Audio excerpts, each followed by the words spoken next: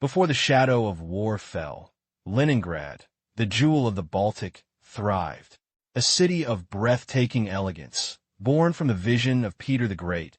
It was the cultural heart of Russia, a tapestry woven with grand imperial architecture, world-renowned ballet, and a vibrant intellectual spirit. Its streets echoed with the laughter of children, its cafes buzzed with conversation, and its magnificent museums housed treasures of humanity. Life, for millions, pulsed with the rhythm of peacetime. But this tranquility was a fleeting dream, destined to be shattered with brutal, unforeseen speed. In the summer of 1941, the German war machine, unleashed by Operation Barbarossa, surged eastward. Hitler's blitzkrieg tore across the Soviet Union, driven by a scorched-earth ideology and a chilling resolve to obliterate resistance. Within weeks, the once-distant roar of battle became an inescapable reality. On September 8, 1941, the last land corridor was severed. Leningrad, a city of nearly 3 million souls, was completely encircled, cut off from the world. What followed was not just a battle, but a deliberate, slow-motion extermination, a siege designed to starve an entire population into submission. For 900 harrowing days, trapped citizens would face unimaginable choices, resorting to desperate measures, from boiling leather to consuming the very wallpaper from their homes, in a primal struggle for survival. This is the story of Leningrad's unbreakable spirit, a testament to the profound, enduring resilience of the human spirit against overwhelming odds. Before the shadow of war consumed it, Leningrad stood as a jewel of the Baltic, a city of unparalleled grandeur and vibrant life. Formerly St. Petersburg, the illustrious capital of Imperial Russia, it remained a cultural and intellectual heartland, boasting magnificent palaces, intricate canals, and world-renowned museums like the Hermitage. But Leningrad was more than just beauty. It was also an industrial powerhouse, its factories churning out vital machinery and armaments, a testament to Soviet progress. Its wide boulevards teemed with life, its theaters resonated with music, and its citizens, unaware of the impending catastrophe, lived in the bustling rhythm of a thriving metropolis. This was a city built on dreams, history, and ambition, a beacon on the Neva River, poised on the brink of an unimaginable fate. Yet, even as Leningrad thrived, dark clouds gathered across Europe. The rise of Nazism in Germany, fueled by an ideology of expansion and racial hatred, had plunged the continent into turmoil. Adolf Hitler's ambitions knew no bounds, and by September 1939, World War II had erupted, engulfing nation after nation in a brutal conflict. From the blitzkrieg across Poland to the fall of France, the Wehrmacht's terrifying efficiency carved a path of destruction. Though initially bound by a non-aggression pact, the Soviet Union watched with growing apprehension as the Nazi war machine devoured its neighbors. The geopolitical chessboard was set, and the pieces were moving inexorably towards the east, toward the vast plains of Russia, and ultimately toward Leningrad. The fragile peace shattered on June 22, 1941. In a colossal act of betrayal, Hitler unleashed Operation Barbarossa, the largest land invasion in history, upon the Soviet Union. 3 million Axis soldiers, supported by thousands of tanks and aircraft, stormed across the border along a front stretching over 1,800 miles. It was a blitzkrieg of unprecedented scale and ferocity, designed to annihilate the Soviet state within months. The initial impact was devastating. Soviet forces, caught completely off guard, reeled under the onslaught. Towns and cities fell swiftly, and the German war machine advanced with terrifying speed, driven by Hitler's fanatical belief in a swift victory. The illusion of safety vanished, replaced by the deafening roar of war. On the northern front, the spearhead of German Army Group North, commanded by Field Marshal Wilhelm Ritter von Leeb, carved a path of destruction directly towards Leningrad. Their objective was clear: seize the city. With astonishing speed, the German 6th, 16th, and 18th armies, alongside Finnish forces, tore through the Baltic states and Soviet defenses. Villages burned, refugees streamed eastwards, and the Red Army, despite desperate resistance, was forced into a chaotic retreat. The speed of the advance was breathtaking, catching both military commanders and the civilian population entirely by surprise. What had seemed an unthinkable distance now shrunk day by day, hour by hour, as the relentless enemy closed in on the historic city. Leningrad was not just another city. It was a primary objective, a strategic prize in Hitler's megalomaniacal vision. Its capture or annihilation was vital. As the birthplace of the Bolshevik Revolution and a symbolic heart of the Soviet state, its fall would be a crushing propaganda victory. Militarily, Leningrad was a critical industrial center, home to key shipyards, arms factories, and scientific institutes. Its port on the Baltic Sea was a crucial naval base, and its elimination would secure the German northern flank and open sea lanes. Hitler intended to wipe it off the map, to erase its very existence. The city's immense value sealed its fate, marking it for a brutal and prolonged siege, designed not just to conquer, but to utterly destroy. As the enemy closed in, Leningraders mobilized with a fierce, desperate urgency. The city became a colossal construction site, its people transforming from civilians into defenders. Hundreds of thousands, from factory workers to artists, women and children alike, dug anti-tank ditches, built barricades, and laid minefields around the city's perimeter. Priceless cultural treasures, from the Hermitage's masterpieces to the library's ancient texts, were frantically packed and evacuated or buried deep underground, protected from the inevitable bombardment. This was not a military exercise. It was a city preparing for its very survival, a unified, frantic effort against an unimaginable horror. Every citizen became a soldier, every street a potential battlefield. The German vice tightened around Leningrad relentlessly.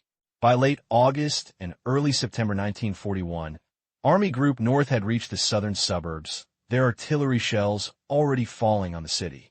To the north, Finnish forces had advanced to the pre-Winter War border, effectively cutting off any potential relief from that direction. Day by day, the remaining land corridors shrank. Roads, railways, and communication lines, one by one, were severed.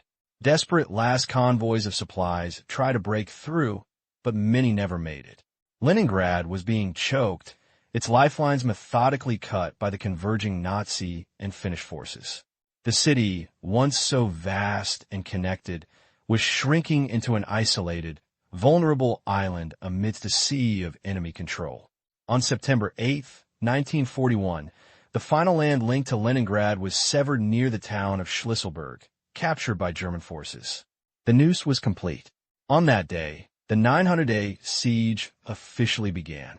Leningrad, once a bustling hub, was now an isolated fortress, entirely cut off from the rest of the Soviet Union, trapped behind German and Finnish lines. No food, no fuel, no raw materials could reach its starving population through conventional means. The vast metropolis, home to nearly 3 million souls, was left to fend for itself against Hitler's cruel design. This was not merely a military blockade. It was a deliberate strategy of starvation, an attempt to break the spirit of an entire city, setting the stage for unimaginable suffering and a desperate fight for mere existence. A fight that would soon see its citizens turn to even the most unlikely sources for survival, like the wallpaper from their very walls. As the German panzers rolled ever closer to Leningrad in early September 1941, an initial, almost naive optimism gripped many within the city and even the highest echelons of Soviet leadership. Moscow's propaganda machine confidently declared that the German advance would be swiftly halted, that a counterattack was imminent, and the fascist hordes would be repelled. Citizens, still reeling from the suddenness of the war, found solace in these reassurances, believing that Leningrad, a city of such strategic and cultural importance, could not possibly remain cut off for long. Few could comprehend the scale of the impending catastrophe, the meticulous efficiency of the encirclement, or the sheer brutality of Hitler's objectives. This belief in a brief, passing inconvenience was a cruel illusion, one that would be brutally shattered as the siege ring tightened irrevocably, sealing the fate of millions. With the last land routes to Leningrad severed by September 8, 1941, the city of over 3 million inhabitants was suddenly a colossal island, cut off from the world. The initial optimism evaporated as quickly as available food stocks. Pre-war planning for such an extensive, long-term siege was woefully inadequate. Existing warehouses, filled with grains, sugar, and meat, were rapidly depleted by the sheer volume of the population. Within days, official reports revealed a drastic and terrifying reduction in provisions. The immediate crisis wasn't just looming, it was here. The city authorities, confronted with the unthinkable, had no choice but to implement drastic measures: rationing. It was the first stark reality check for a city on the brink of starvation, transforming daily life into a desperate calculation of calories. The introduction of rationing was a desperate attempt to stretch rapidly dwindling resources, but its reality was devastating. Initially, workers received 600 grams of bread per day, while office employees got 400 grams. But as supplies dwindled further, these allowances plummeted. By November 20th, 1941, the ration for non-working dependents, children, and the elderly, the most vulnerable, was a mere 125 grams of bread. To put that in perspective, 125 grams is roughly equivalent to a small slice of modern bread, but the bread of Leningrad was often a dark, heavy, sawdust-filled concoction, barely nutritious. This minuscule portion, often the only food for an entire day, became the defining, brutal measure of survival.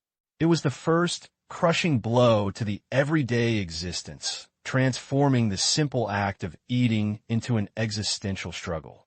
As if the gnawing hunger wasn't enough, nature unleashed its own cruel weapon: the brutal Russian winter of 1941-42. Temperatures plummeted, often reaching a deadly -30 degrees Celsius, -22 degrees Fahrenheit, and lower. Without fuel, without heating, and with bodies weakened by starvation, the cold became an equally devastating killer. Hunger and freezing temperatures conspired to inflict unimaginable suffering, turning many apartments into icy tombs.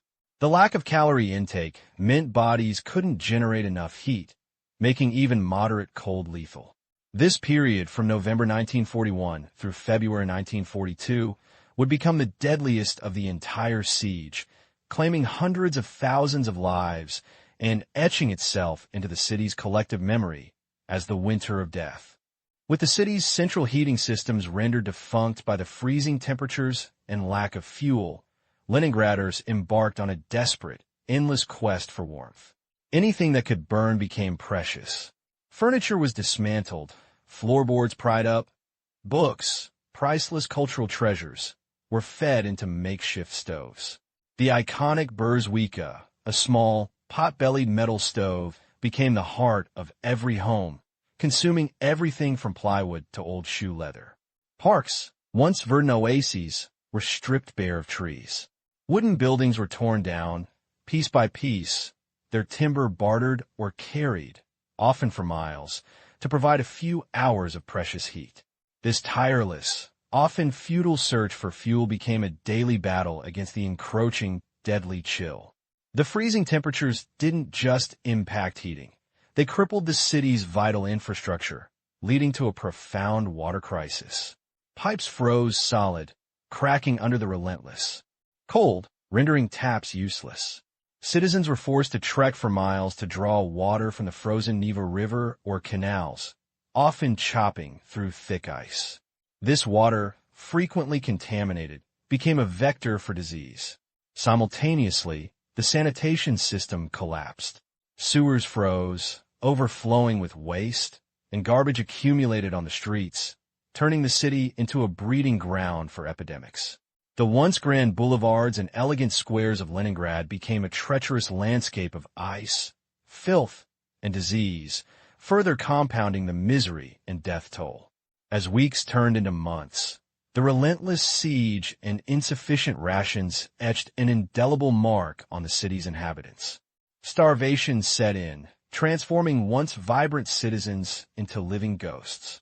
The physical toll was horrifying. Bodies wasted away, eyes became sunken and vacant, cheekbones sharply prominent. Muscles atrophied, skin stretched taut over bones. Movement became an excruciating effort, a slow, shuffling gait characteristic of those near death. The psychological impact was equally devastating. Apathy, listlessness, and a profound loss of emotion replaced the once fierce will to survive in many. Hunger consumed everything, reducing complex human beings to their most basic primal need. Leningrad became a city of walking shadows, each day a struggle against the encroaching void. With official rations barely sustaining life, Leningraders were driven to unimaginable extremes, pushing the boundaries of what was considered edible. Survival meant scavenging, a desperate, often dangerous search for any possible source of nourishment. Pets, dogs and cats, vanished from the streets, their meat a grim necessity. People boiled leather straps from shoes and belts, hoping to extract some gelatinous sustenance. Wallpaper glue, made from starch, became a coveted, if toxic, commodity scraped from walls. Garden soil was sifted for leftover seeds, tree bark was stripped, grass boiled. The line between food and non-food blurred entirely. This was the darkest chapter of human ingenuity and desperation, a testament to the primal will to live when society, and even nature itself, had turned against them. As the blockade tightened its grip, the vibrant city of Leningrad began to starve. The initial, carefully managed food rations dwindled to nothing, and the unthinkable became the daily reality. Every traditional food source vanished, forcing citizens into a desperate and macabre search for sustenance. Cats and dogs, once beloved companions, disappeared from the streets. Leather belts, shoe soles, even old books with their animal-based glues were boiled down to extract any semblance of nourishment. Sawdust, wood pulp, and ground-up leaves found their way into rudimentary breads, providing bulk but little else. This wasn't merely hunger. It was a profound, visceral emptiness that drove people to consume anything that wouldn't immediately kill them. The city became a vast, silent scavenger hunt, where the line between edible and inedible blurred into oblivion. Among the most harrowing acts of survival was the consumption of wallpaper. Yes, wallpaper. When every other option was exhausted, the starch-based glues used to adhere decorative paper to walls offered a minute, almost imaginary source of carbohydrates. People would carefully peel strips from their walls or those of abandoned buildings, then boil them repeatedly, scraping off the softened paste. The paper itself, devoid of nutrition, was often chewed and discarded, leaving only a meager, bitter film. This wasn't about taste or even satiety. It was a psychological battle against the body's screaming demands, a desperate ritual to trick the mind into believing some sustenance had been ingested. The act itself stands as a stark testament to the sheer, unimaginable desperation that gripped Leningrad. But these desperate meals carried immense, often fatal, risks. The very glues, dyes, and materials that offered a sliver of nutrition were often toxic. Wallpaper glues contained industrial chemicals, and the dyes in fabrics or papers could cause severe poisoning. People fell ill from consuming paint, petroleum jelly, or even chemicals scavenged from factories, believing them to be edible fats. Doctors, themselves starving, were overwhelmed by cases of severe gastrointestinal distress, internal bleeding, and organ failure, often unable to provide anything but palliative care. For many, the choice was brutal: face slow starvation or gamble with immediate poisoning. The gamble rarely paid off, adding yet another layer of horror to the city's grim ledger of suffering. Life under siege became an unending, grinding struggle focused entirely on survival.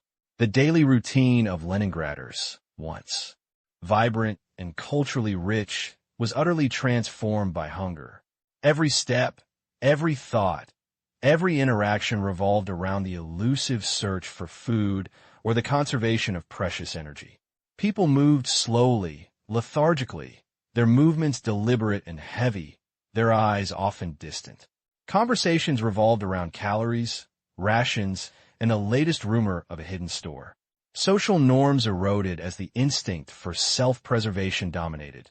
Compassion was a luxury few could afford. The city's spirit, though unbroken, was shadowed by a profound psychological toll, a collective trauma etched into the very fabric of daily existence. Leningrad was a ghost of its former self, fueled by an extraordinary, yet agonizing, will to endure. The first brutal winter of 1941 to 42 unleashed an astronomical death toll, mostly from starvation and extreme cold. Tens of thousands, then hundreds of thousands, perished.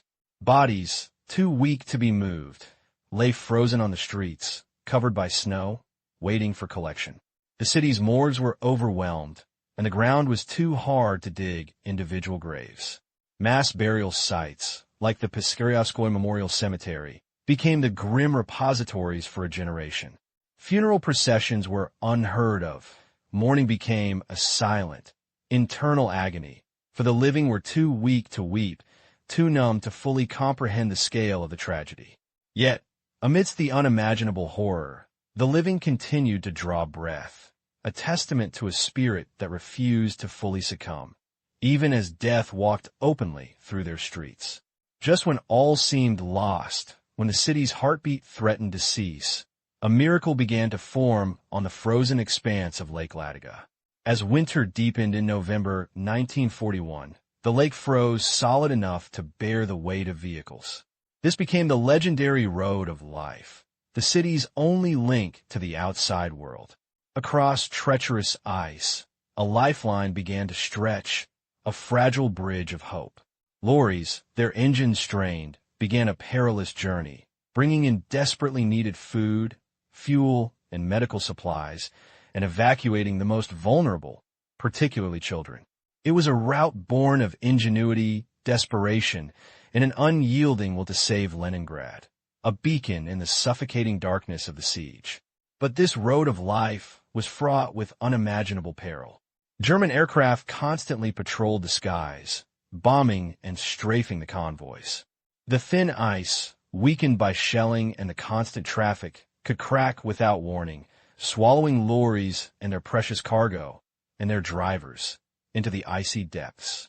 Winter blizzards reduced visibility to zero, stranding vehicles in sub-zero temperatures.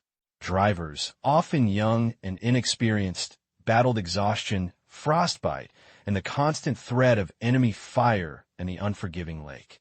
Many paid the ultimate price, their frozen forms becoming part of the road of life's grim legend.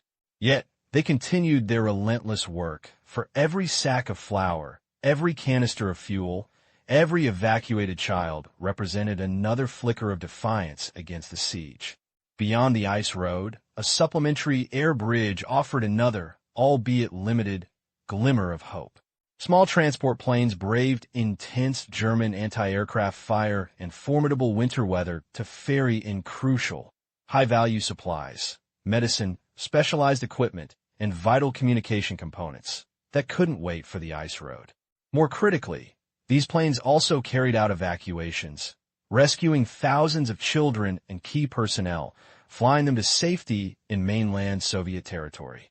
Each flight was a deadly gamble, a testament to the courage of the Soviet pilots who risked their lives daily. Though less substantial than the Road of Life, the air bridge symbolized an enduring connection, a vital artery that refused to let Leningrad be completely severed from the world, providing a crucial, if dangerous, pathway for survival and resilience. Despite the relentless assault and the gnawing grip of starvation, the spirit of Leningraders remained fiercely unbroken.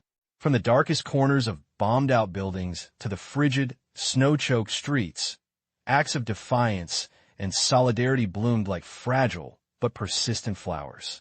Neighbors shared precious crumbs. Strangers offered a helping hand to those who collapsed, and makeshift community centers, often in basements, became hubs of quiet resistance, where people recited poetry, listened to faint radio broadcasts, or simply sat together, finding solace in shared humanity.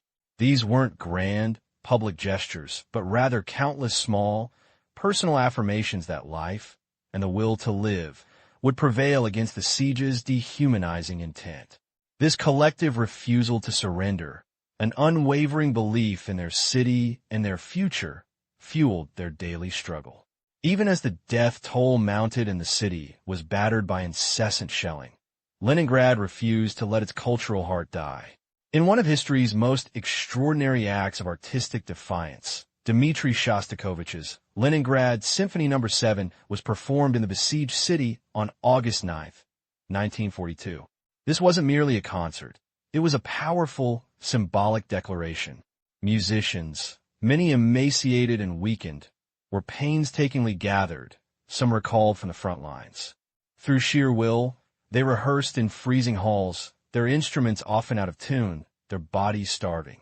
The broadcast of that powerful, soul-stirring music echoed through the city's loudspeakers, reaching every apartment, every bunker, and even the German lines, sending an undeniable message. Leningrad was alive, and its spirit, though scarred, would never be conquered. The spirit of defiance extended beyond culture into the very factories that formed Leningrad's industrial backbone. Despite impossible conditions, without heat, light, or adequate food, workers, many of them women, elderly, and children, toiled tirelessly. Beneath the constant threat of shelling, the Kirov plant and Izorsky plant, among others, continued to operate, producing vital armaments, repairing tanks, and manufacturing shells for the front lines.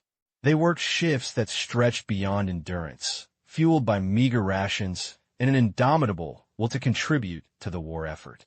Every bolt tightened, every weld struck, was an act of industrial heroism, a direct challenge to the enemy's belief that Leningrad could be starved into submission. Their output was a lifeline, not just for the city, but for the entire Soviet war machine. Beyond the grand gestures of cultural defiance and industrial might, the siege was fundamentally defined by countless small, anonymous acts of everyday heroism. It was the young woman who shared her last handful of oats with a starving stranger, the children who helped clear snow from frozen pipes, the librarians who meticulously guarded priceless books even as their bodies withered, and the doctors and nurses who, despite their own suffering, continued to tend to the sick and wounded with unwavering compassion. These quiet acts of sacrifice, kindness, and individual strength were the threads that wove the city's social fabric back together each day. They preserved humanity in the face of inhumanity, demonstrating that even amidst the most profound despair, the capacity for goodness could not be extinguished. As the calendar turned, Leningrad plunged into its second devastating winter, 1942-43. While the city had learned harsh lessons from the first, food distribution was now more organized, and the road of life across Lake Ladoga somewhat more established. The conditions remained incredibly harsh. The relentless cold bit deep, the relentless hunger gnawed, and the constant threat of shelling persisted. Typhus and other diseases, exacerbated by malnutrition, continued to claim lives. The hope that the siege would be a swift, brutal affair had long vanished, replaced by a grim endurance. Every sunrise brought another day of struggle, every sunset a fragile reprieve. Yet, the adapted strategies, born of desperate necessity, meant a city that, though still dying, was fighting. Back with a fierce, albeit exhausted, determination. But even the longest night gives way to dawn. In January 1943, after 16 months of strangulation, the Soviet command launched Operation Iskra, or Spark. This ambitious offensive aimed to break the seemingly impenetrable German blockade. Forces from the Leningrad front, spearheaded by General Leonid Govorov, and the Fokhov front, under General Kirill Meretskov, were to smash through German lines in a narrow sector south of Lake Ladoga. The objective was clear: establish a land corridor, however narrow, to reconnect Leningrad with the rest of the Soviet Union. The fighting was ferocious, a brutal struggle through frozen swamps and dense forests against deeply entrenched German positions. It was a desperate gamble, but one Leningrad's people desperately needed to succeed. On January 18, 1943, after days of brutal fighting, Operation Iskra achieved its objective. Near workers' settlement now. Units from the Leningrad and Fokhov fronts linked up, creating a land corridor a mere 10 to 12 kilometers wide. For the first time in 500 days, Leningrad was no longer completely encircled. The breakthrough was immediately exploited.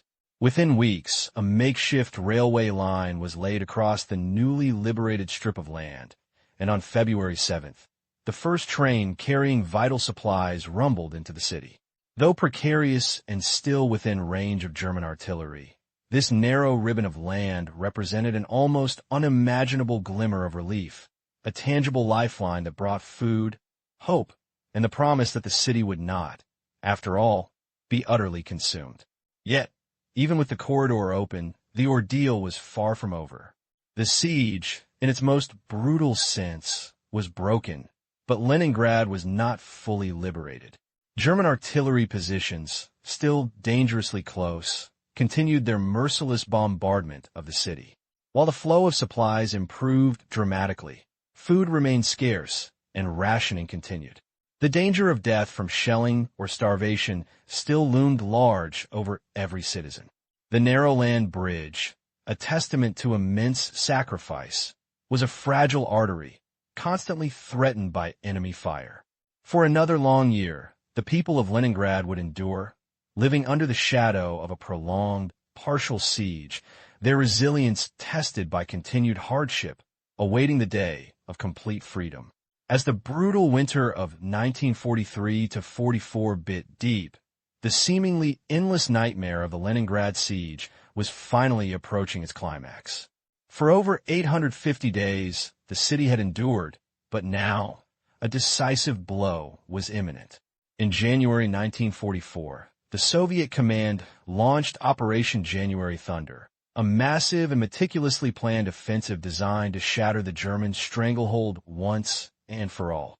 Thousands of artillery pieces roared to life, unleashing a torrent of fire across the frozen landscapes, shattering the grim silence that had settled over the front lines for years. Red Army units, reinforced and grimly determined, pushed forward through the deep snow and bitter cold, attacking the German positions with a ferocity born of years of pent-up rage and the desperate knowledge of Leningrad's suffering. This was not merely a battle. It was a furious, two-pronged hammer blow, intended to crack the Nazi encirclement and finally bring an end to the unimaginable torment within the city walls. After days of relentless fighting, the impossible became real. On January 27, 1944, after 872 harrowing days, the German siege of Leningrad was officially lifted. The announcement, broadcast across the city, was met first with stunned silence, then with an explosion of raw, unbridled emotion. Tears of joy mingled with tears of exhaustion and grief for those who hadn't survived. People spilled into the streets, frail and emaciated, but with a new light in their eyes. The air raid sirens, for so long a harbinger of death, sounded one last time, not as a warning, but as a triumphant salute. It was a moment of profound, collective relief, a breath held for nearly 3 years finally exhaled.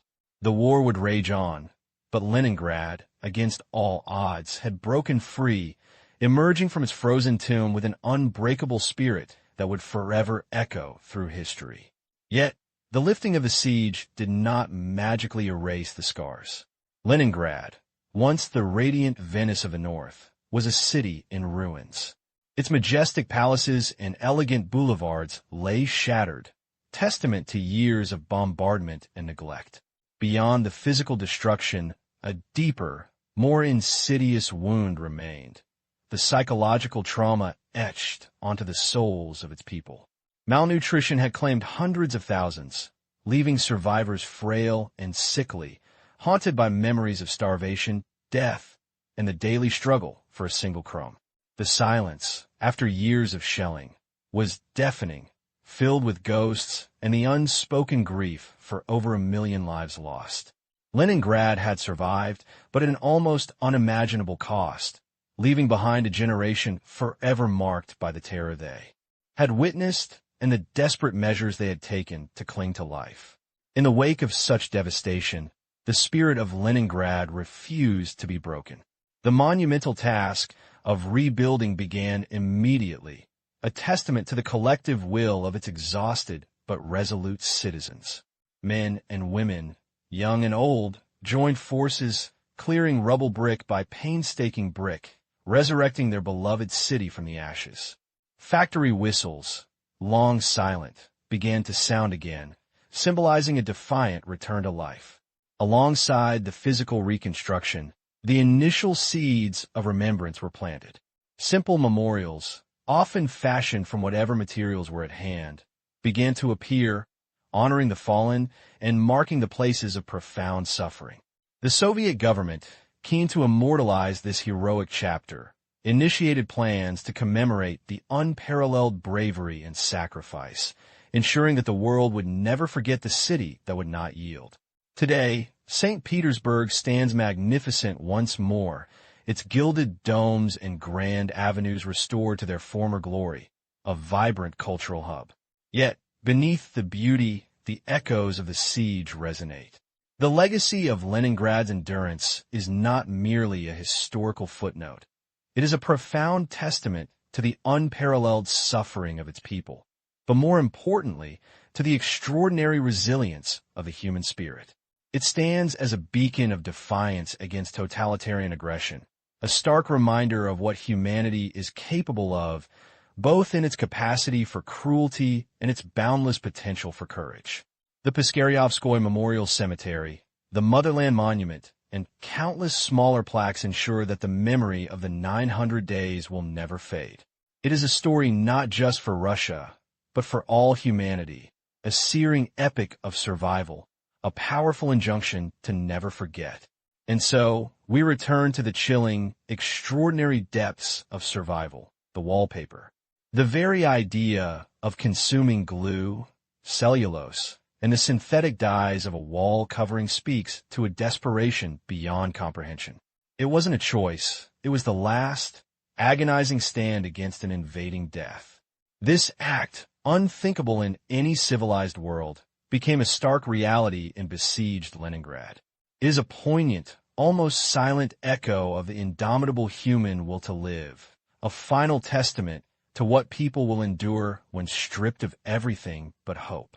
The peeling fragments of wallpaper, salvaged from bombed-out homes, represent not just a forgotten food source, but a visceral symbol of the city's fight, a stark reminder that even at the precipice of extinction, the human spirit, fragile yet fierce, refused to yield. Leningrad survived, in part, on the very walls of its homes, embodying an unimaginable courage that still resonates today. For 900 relentless days and nights, Leningrad endured the unimaginable. A city starved, frozen, and bombed, it became a crucible where human endurance was tested to its absolute breaking point. Over 1 million lives were extinguished, not by direct combat for the most part, but by the insidious enemies of hunger, cold, and disease. We've witnessed the desperate ingenuity born of extreme privation, the heartbreaking choices, the profound sacrifices, and the sheer will that pushed people to consume anything, even the glue from wallpaper, to cling to life for another hour, another day. Leningrad's story is a harrowing testament to the depths of human suffering, yet it is equally a soaring monument to the indomitable power of the human spirit. It stands as an eternal symbol of defiance against tyranny, a city that refused to yield, teaching us that even in the darkest abyss, hope and solidarity can flicker. As we conclude our journey through these pages of history, let us not only remember the fallen and honor the survivors, but also carry forward the vital lesson, to confront inhumanity wherever it arises and to safeguard the peace for which so many paid the ultimate price.